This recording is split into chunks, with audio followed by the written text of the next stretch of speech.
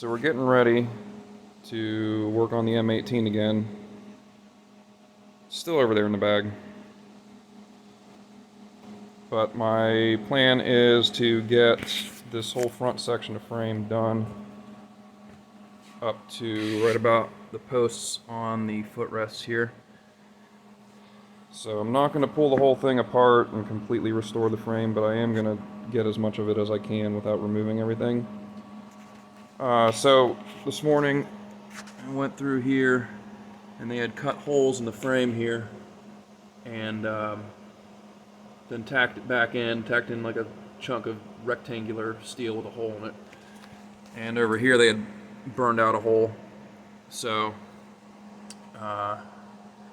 filled in the hole, welded it on both sides, and then from the factory there's a weld right here and there's a weld up here between here and here.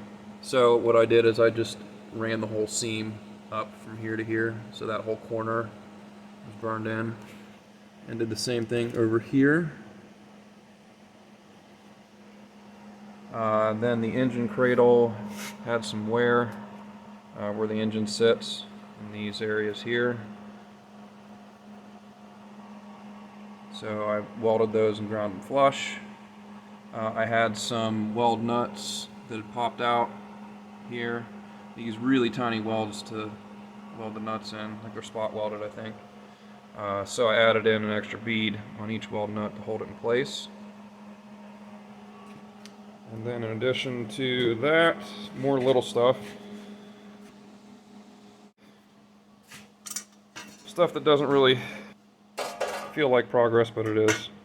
This is the screen that goes up underneath there, in that pocket down in here. Goes underneath the frame. This was broken into 3 pieces.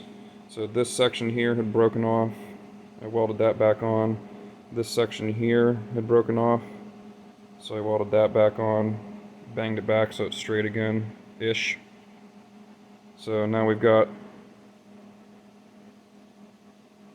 that screen repaired. And this is the other section of screen. So the way it lays in the tractor is kind of like, it lays in there like this.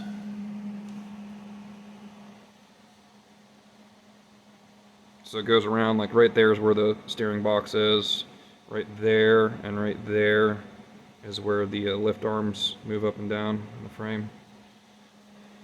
Not a critical piece, but you know, worth saving. Real fun to try to weld these together, man. I have the smallest wire I can possibly run on my spool, and it still took quite a while. So now these will all be prepped and painted.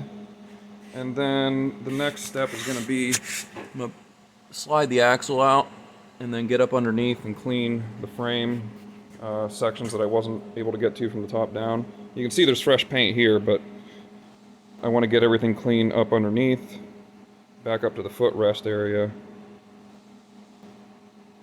and then paint the underside, paint underneath the axle pivot there. The battery tray is just about on its last coat of paint.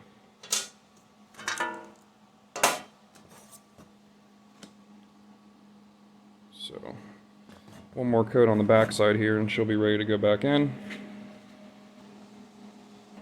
we'll paint all that stuff so the engine bay will be ready for the engine to be installed. And I want this paint to have a long time to cure before I do anything with it.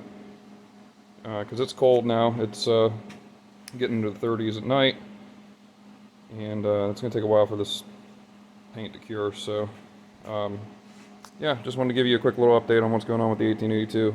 A lot of the time has been spent working on these 2000 series boys here, and then that one out there, and the other one under the tarp. Okay, here's the follow-up on the 2130 that we picked up that was not running. And we got it to run, pulled it off the trailer. So here's the update, and what I think the plan for it's going to be. This one I'm going to sell because it's in such good shape cosmetically, so it doesn't look all beat up. I'm going to fix a little bit of the flaking paint and stuff in here, make it a little bit more presentable, but I mean, otherwise, you know, I wiped it down and greased it up and everything, and it actually is a pretty nice little unit. The front axle pivot needed to be fixed. It was loose, like most of them are in here. There's adjustment bolts underneath, and then the center pivot too can be adjusted a little bit. So that got tightened up, lubricated all the steering bushings and joints. Of course, you know, front spindles, basically everything got greased. The sometimes overlooked steering bushing in here has been lubricated. The other two grease points for the steering are down in there. I got those done. Cleaned up the side panels a little bit. Changed the oil. It had 317 hours on it. Or sorry, 617. I don't know why I thought 300. Now it has almost 635, so about 17 hours on it. I threw a 44-inch deck underneath it just to see how much power the engine really had, because that 38 doesn't take any power to move. Even the 44, the 13 horse Kohler doesn't struggle at all moving that. So yeah, it serviced the rear end in it too. This is the AGS model, so it's just a gear, basically just a gear drive with wet clutches. But I don't know if it had ever been changed, and it doesn't have a filter because it doesn't need it. It's not doesn't work on hydraulic pressure, so she's nice and clean now.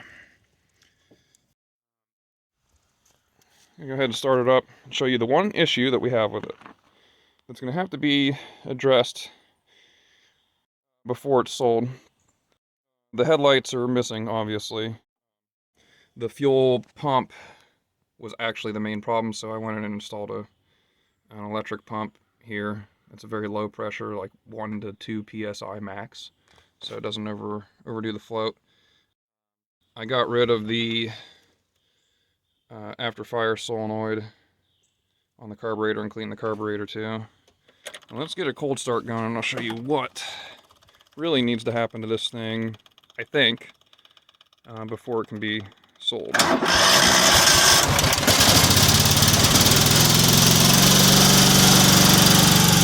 Wait for it. There we go.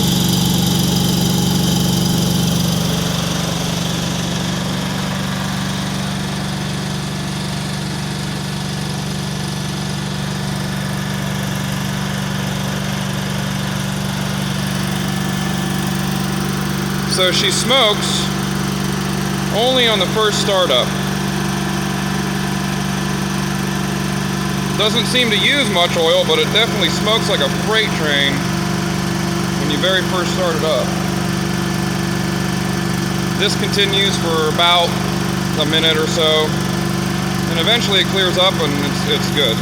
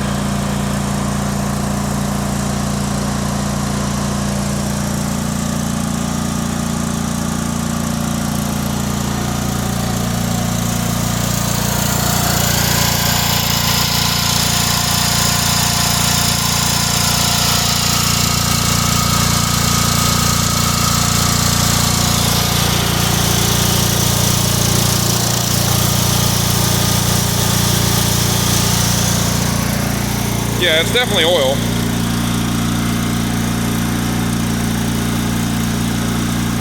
So now it's pretty much cleared up.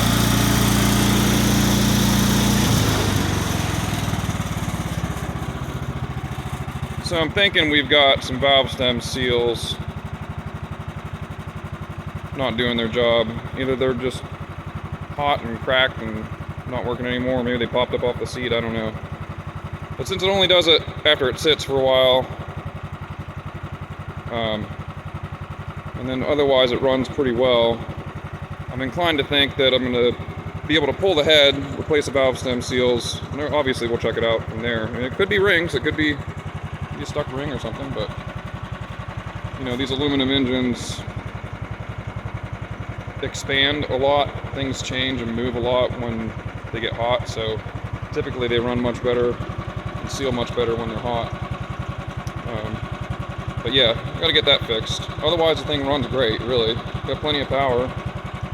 There's nothing wrong with it other than that. So that's going to be a project probably tackle in the spring before we give it a little bit of cosmetic refresh. But that's yeah, she's good to go, man.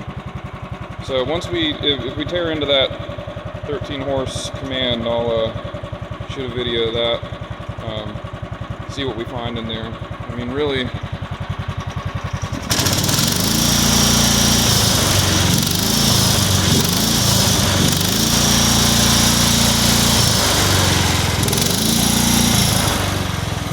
you can see it doesn't smoke at all after it's warmed up a little bit. So anyway, I just wanted to give you an update. That's what it looks like now, and it's been cleaned up and greased up and everything. That's pretty much where she is. Battery came back to life and everything, so pretty good deal. Thanks for watching, everyone. We'll catch up with this one in the spring.